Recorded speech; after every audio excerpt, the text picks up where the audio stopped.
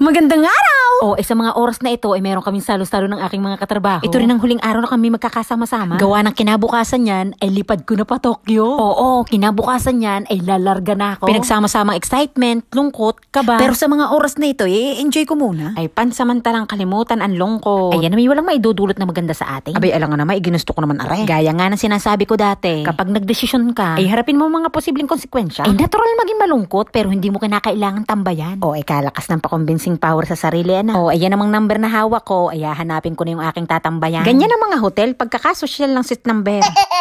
Hindi, yan ipakulo lamang ng mga taga-opisina. Para baga may konting suspense kung sino yung makakatabi mo. Pagka din ang nakatabi ko yung pinaka-boss, lasahin ko yung tigas ang katawan ko din sa pagkakaupo. Pagka natanong din kung kamusta ang pagkain, ay masarap agad. Pero sa tunay hindi na nalasahan sa katensyonan.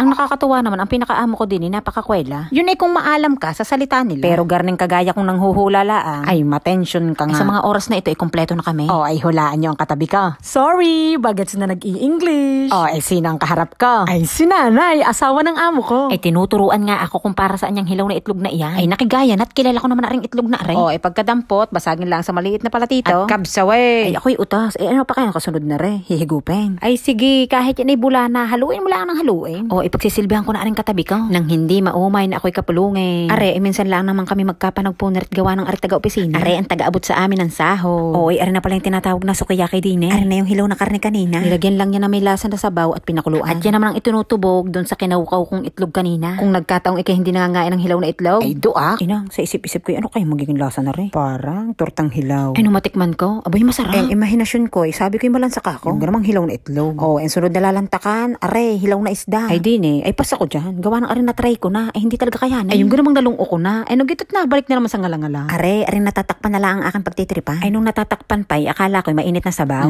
Ay parang gulaman. Gulamang maala. Ilalim ay gulay. Basta, lahat ng inimagine ko sa kanya, tinaliwas. Bago mag-start ang bingo, ay nagpakabusog muna kami. Para focus. Nabusog nga ba? Abay, oo naman. Gawa ng habang nakain, mayat maya ang dating ng mga iba pang pagkain. Yung mga bagong luto baga. Ay pasok sa panlasang Pinoy. Yung ganamang mga pritong manok at pritong hipon. Wala nga lang kanin. Papak-papak lang. Itutulak mo na lang ng juice. Kasalukuyan namang are, nasa kalagitnaan ng pagbibinggo. Are, ay taon-taon nilang ginagana. Kumbaga sa atin, may ihalin tulad to sa team building baga. Yung oras na makakapag-relax naman yung mga empleyado, makakasalumuha mo yung mga amo. Tapos may konting pakonsuelo. Ay nung masabihan ako ng amo kong babae na may magaganap daw na garne. Sabi ko, pwede po bang hindi na lang ako umatin? Gawa nang ako'y nakapag-resign na, nakakahiya. Ay hindi po pwede. Ay nandito ka pa naman, sumama ka na. Hala, paano kaya ako magdadahilan dito? Ayan ang iniisip ng amo kong babae. Ay ang akin naman, ano na lang ang iisipin ng iba. Sabi niya, basta, susunduin kita ng alas 5:30. Sabi ko, nay, wala na akong damit na maisusuot na ipadala ko na. Pahihiramin kita. Joke lang, meron pa. Ikaw, pagkakabilis ng kambyo lasahin ko yung kinabahan. Abay, oo, kung nagkataon, baka ako nakabistida. Aro. Pero tunay, napadala ko na talaga mga damit ko. Ako'y nag-iwan lamang ng pambahay at isusuot ko sa pagbiyahe. Kaya rin suot ko, ay pambiyahe ko para kinabukasan. Gawa ng ayaw ko ng maraming bit-bit at ako'y magbabakpaklaang. Hindi ko pa kasi kabisado yung lugar na aking pupuntahan. Ay sa Tokyo pa naman, maraming pasakay-sakay. Ay di kung ako'y bibit-bit ng maleta, ay halal na.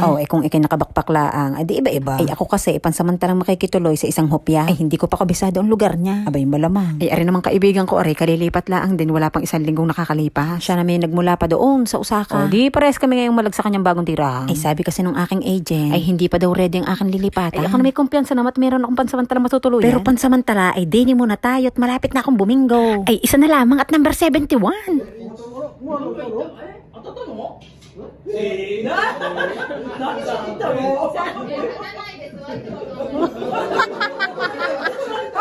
Ay muntik na akong bumingo ay may sumigaw. Bingo na daw siya. Ay ang sumigaw ay mataas ang posisyon na. Pero walang nangingilag. Ay gawa ng mapang-asar. Ay bingo na daw siya at pinapatensyon lamang ang iba. Ay sabi ng sekretarya na siya rin ang announcer.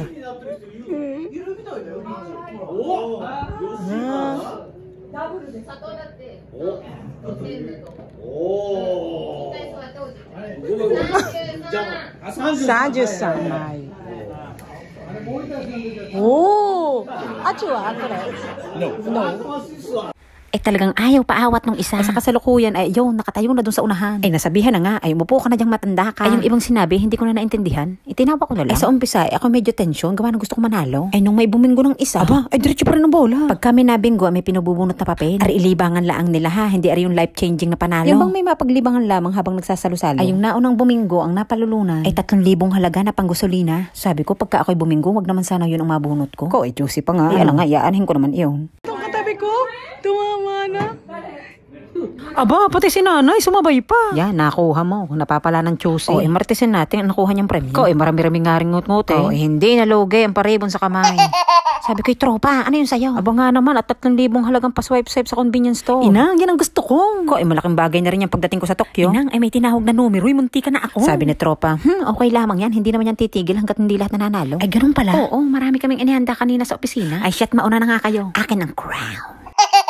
Ko, mga nauna na nga, yung mga katrabaho ko sa isdaan, mga nagsibunot. Kung aray bunutan ng pangalan, ako medyo magdududa. Ay, legit pala!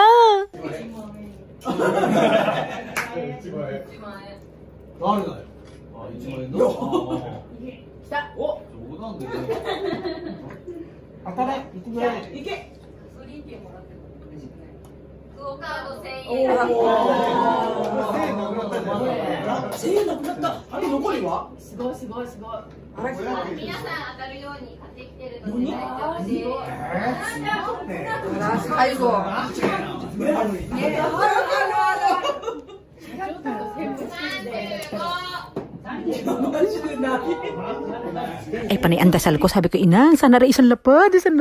Ay, naiboses ko na nga ang dasal ko sa unahan. Ay, nung yung amo ko na yung buminggo, ay, i-check nyo yun ang maigit. Yan, inasigaw ng hindi pa naman. Yan, ang sabi ng mga katabi niya. Nasahin ko yung markado na. Ay, nung paupo na, ang sabi ng isa, yan na naman ang suot mo, ano? Sabi sa aking amo, bakit ikaw, yung suot mo, mumurahin? Ko, nagkasilipan pa nga ng mga suot. Pagkakasalig-halig nga naman ang dalawang ay. Kaya hindi igalang ng mga tauhan. Ay, hindi ko na lang sasabihin kung sino sila din. Basta ang isa ay nakablo at ang isa ay puti na ang buhok. Bakit nagpalakpakan? Ay, yung ganamang pinakamura ang nabunot, di mga utas. Tingnan nyo ang pang-andira ng isa. Ay, sa tunay, mamimiss ko talaga yung mga taong ito. Hindi nila ako itinuring na iba. Pagkusay nakatagpo ako dito ng pangalawang pamilya. Pagkatapos nito, magiging malayo man tayo sa isa't isa. Distansya lang yun. Dahil sa puso't isip ko, forever na kayo sa aking alaala. Maraming salamat po sa lahat ng masasayang alaala. Minasang, iro-iro esewa ni Narimashita. Arigatou gozaimasu.